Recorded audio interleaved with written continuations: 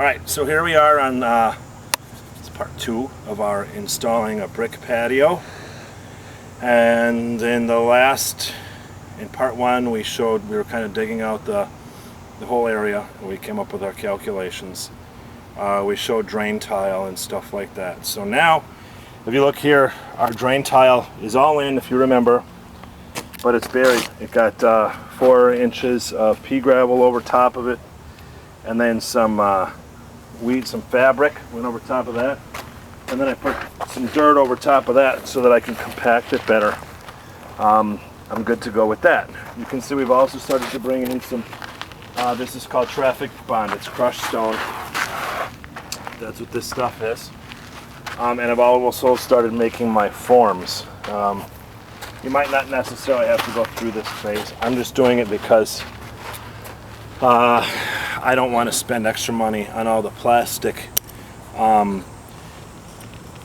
brick borders. It's plastic. It'll kind of hold things into shape. You'll use that more if you're going to do curves. So what I'll do is I'll get my forms in place, and then I will cut them down later on as I have my brick up, because this ultimately, the top of this form is set exactly so that it'll be the top of this part of my patio. Remember when we talked about the pitch of the patio? I don't want the patio to go in that way. I want it to be level so that this becomes a real big sieve here, so that I don't have drainage problems.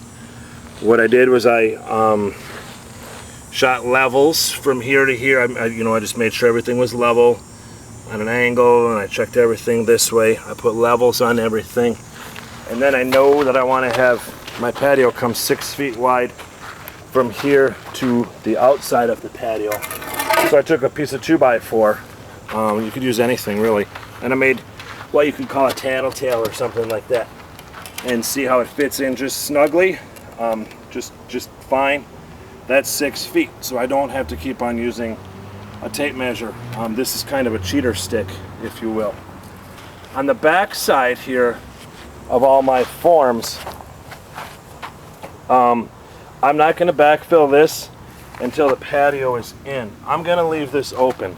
The reason I'm going to do that is because while this is out and exposed to weather, this is susceptible to play. You can see it's moving a little bit. I want to make sure that my patio, my brick, stays nice and straight and level. And if I have to have this manipulated a little bit, that's fine. If it's bowed in some spots because wood warps, I can push it back and the brick will hold it in place, and then I can go ahead and backfill it if I want to. The other thing that I was talking about when I said I wanted to cut some of this frame down, actually the brick is going to stand when I'm done. In all actuality, it would be about 1/4 of an inch proud of here. That way when I run a compactor over the brick, it'll flatten out and be exactly level with this surface. We don't want to see this board. We don't want to see brick, board, grass. We want to see brick, grass. So what I'm going to do is once I bring up my traffic bond to the level where it should be, we'll just draw a line here just for simplicity's sake, and then 1 inch above that would be well, there was no line. 1 inch above that would be sand, and then 2 inches up from the sand would be my block. My block would, let's just say it stops here, but now I know I want to cut the board down short. I hope this is making sense to you.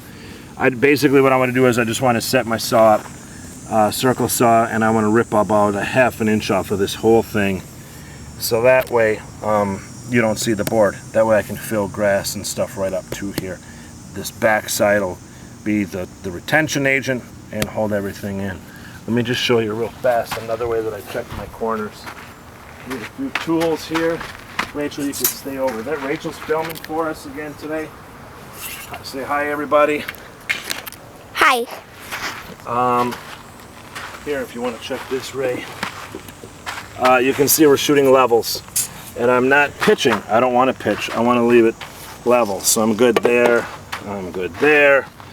And what I'm doing also is I'm making sure that I'm taking a square, and I'm squaring off all of my corners. So I'm going to use outside to outside because I don't want to I want to take into account for buckling. So I know I'm square there, and I know I'm square here, so I'm good.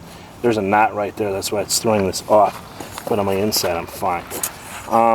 So that's where we are. If for some odd reason you don't mind having the look of this wood here between brick, wood, grass, I'm just gonna, you can just cut these off.